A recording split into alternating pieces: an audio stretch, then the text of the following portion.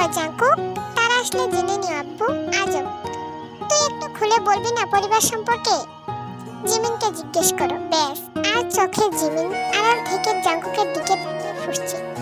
এই যে দরজার পিছনে দাঁড়িয়ে আছে সে। জিমিন আর এক মুহূর্ত সেখানে দাঁড়ালো না, দ্রুত পায়ে উপরে চলে গেল। আরেম শ্বাস ফেলল। তাহলে আসতে বলো তাদের। জাঙ্কুক মাথা নাড়ালো, তারপর খাবার টেবিল ছেড়ে উঠে চলে যাচ্ছিল। তখন জিন রান্নাঘর থেকে চেঁচাতে চেঁচাতে সামনে এসে দাঁড়ালো। তুই খেলি কি? এই খাওয়া হয়ে গেল তোর? জাঙ্কুক কোনো কথা না বলে টেবিল থেকে পানির গ্লাস নিয়ে জিনের হাতে ধরিয়ে দিল। পানি খাও মা। কথাটা বলে দ্রুত পায়ে জাঙ্কুক সেখান থেকে চলে গেল। জিন আবার চেঁচাতে লাগলো। জিন চেঁচাতে চেঁচাতে রান্নাঘরে চলে গেল। তেল মেজাজ তো পুরো গরম হয়ে গেছে। তে মনে মনে বলছে, চাচু বাবা সকলে পারমিশন দিয়ে দিল, এত সোজা। এই জাঙ্কুক ভাই এই বাড়ির কি? বাবা, এক কথায় সবাই চুপ করে মেনে নিল। একই না বলে পাওয়ার, দি গ্রেট শয়তান জাঙ্কুকের পাওয়ার।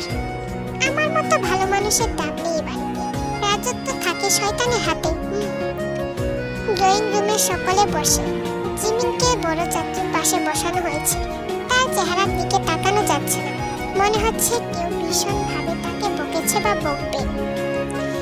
আরেম আদুরা হাতে জিমিনের মাথায় স্পর্শ করলো, শান্ত স্বরে প্রশ্ন করলো, তোমার কি সেই ছেলেকে পছন্দ মা? জিমিন একদম চুপ। তার ছোট চাচু জিমিনকে ধমকে দিল, কথা বলছিস না কেন? ভাইয়া তোকে প্রশ্ন করছে। আরেম থামিয়ে দিল, বলেছি না বাচ্চাদের সাথে চেঁচামেচি করে কথা না বলতে। তার ছোট চাচু চুপ হয়ে গেল। তে মুখ চেপে ধরল, তার প্রচন্ড পরিমাণে হাসি পাচ্ছে। এখনো তের বাবা আর তের ছোট চাচু আরেমকে ভাগের মতো ভয় পায়, মুখের উপর কখনো কথা বলেনি।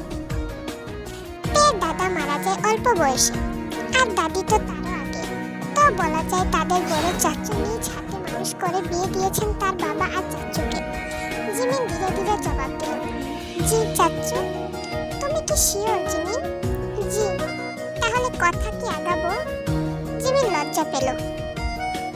আরেম হাসছে, বাহ, আমাদের মেয়ে বড় হয়ে গেছে। তারপর জাঙ্কুককে উদ্দেশ্য করে বলল, কথা হয়েছে তোমার? জাঙ্কুক অপর পাশে সোফায় বসে চা খাচ্ছে। বিকেলে আসবে ওরা। তাহলে তুমি কাল ঢাকা যেও, বাড়িতে থাকো। আমি থেকে কি করবো আব্বা? আরেম হাসলো, বোনকে দেখতে আসবে আর তুমি বলছো থেকে কি করবা? এবার জাঙ্কুক শব্দ করে হাসতে হাসতে বলল, থেকে দেখতে আসলেও এটা বলবা নাকি আব্বা? তে প্রচন্ড লজ্জা পেল।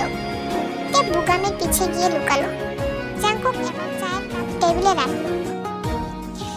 মজা করছো আমার সাথে? মজা কেন? তেকে তো বিয়ে দিতে হবে তাই না? আর প্রপোজাল আসছে, মেয়ে বড় হয়েছে। জাঙ্কুক উঠতেই নিচ্ছিল, তখন আরেম হেসে আবার বলল, জবাব দিবে না? কি শুনতে চাচ্ছ? তুমি জানো আমরা কি শুনতে চাচ্ছি।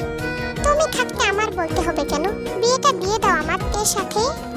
বোমা ফাটিয়ে জাঙ্কুক চলে গেল। আরেম হাসছে। তে দ্রুত সাইড কেটে উপরে চলে এলো। সকলে আপাতত এই বিষয়ে কথা বলছে। এদিকে দেখি কে রুমে তার আধুনিক নাচ, সেই নাচে বারবার বলছে, তে সবাই মেনে নিল। এই জাঙ্কুককে তো আমার থেকে একটা থ্যাঙ্কস দেয়া যায় তাই না? জিমিন তো খুশি খেলায় ইউনোকে কুলেই নিয়ে ফেললো। নামা আমাকে আপু, কি লজ্জাজনক। আমার কি বয়স আছে এখনো কুলো চড়ার? জিমিন হাসছে। আমার খুশিতে তোরাও নাচবি। নাচবো, আগে নামাও। ইউনোকে নামিয়ে দিতে ইউনো গরম দেখিয়ে চলেই যাচ্ছে আর ধীরে ধীরে কি যেন বলছে। সেদিকে খেয়াল নেই জিমিনের, সে তো দিব্যি নাচতে ব্যস্ত। একটু পর ইউনো আবার ফিরে আসলো। ইউনো আসতেই জিমিন এবার নাচা বন্ধ করে দিল। বাহ, এত সুখ। এই তোর কি কমন সেন্স নেই? দেখছিস মেয়েরা মেয়েরা ঘরে? মেয়েদের দেখছি না, বোনের নামে গরুর মাংসের দুইটা গরু দেখছি। তে অবাক চোখে তাকালো, এটা বলতে পারলো? তে কিছু বলতে নিবে তার আগে জিমিন গিয়ে ইউনোর মাথার চুল টেনে ধরল। শুরু হলো দ্বিতীয় যুদ্ধ। এদের লেগেই থাকে। আর তে লাগে জাঙ্কুকের সাথে। অবশ্য এমন চুল টানাটানি না, খুঁচা মেরে কথা বলা। সেটাও জাঙ্কুককে বলল। কে তার সাথে কথা বলতেই পারে না? ইয়োনো বলল, সুগার মতো শিক্ষিত ভদ্র ছেলে তোকে পছন্দ করলো। আস্তাগফিরুল্লাহ, এই ছেলের চোখে কি পড়েছে? জিমিন জানে সে ইয়োনোর সঙ্গে সারা বছর যুদ্ধ করলো, তার সঙ্গে জিততে পারবে না। তাই সে রেগে রুম থেকে বেরিয়ে গেল। জিমিন বেরোতেই ইয়োনো জিমিনের পিছনে যেতে যেতে বলল, এ আপু, জাঙ্কুক ভাইয়া তোমাকে ডেকেছে। এখন? এখন এত রাত্রে? আমার ঘুম ধরেছে, মারাত্মক ধরেনি। কই সে? ভাইয়া ছাদে। তে ছাদে উঠল। রাতের আকাশ চমৎকার দেখাচ্ছে, তারাদের মেলায় একদম পরিপূর্ণ। সেই পরিষ্কার চমৎকার আকাশের নিচে একজন চমৎকার যুবক দাঁড়িয়ে, মারাত্মক সুন্দর দেখাচ্ছে। কথা বলছে আর এদিক সেদিক হাঁটছে। কথা হচ্ছে এমন, হ্যাঁ, দ্যাটস ওকে, গুড। কথা বলতেই জানে না লোকটা, অবশ্য তের সাথে তো এতটুকুও বলে না। যা বলে সেটুকু হলো ধমক। সেদিন রাতে কত কিউট ছিল, একদম কিউট জাঙ্কুক। সবসময় এমন থাকলে কি হয়? তাকে তো আর কখনো কি সেভাবে দেখতে পাবো? ইস, আবার যদি ড্রাঙ্ক হয়ে যেত। জাঙ্কুক ফোন রাখতে তের দিকে ফিরল, ইশারা করলো তার দিকেই যেতে। তে ধীরে এগোলো।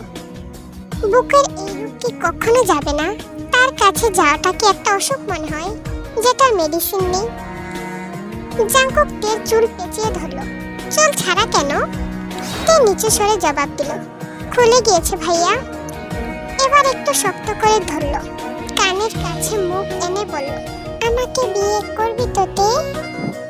সো বাই বাই কলিজা পাখিরা, আজকের পাঠটা এ পর্যন্তই। সো সবাই ভালো থাকবা।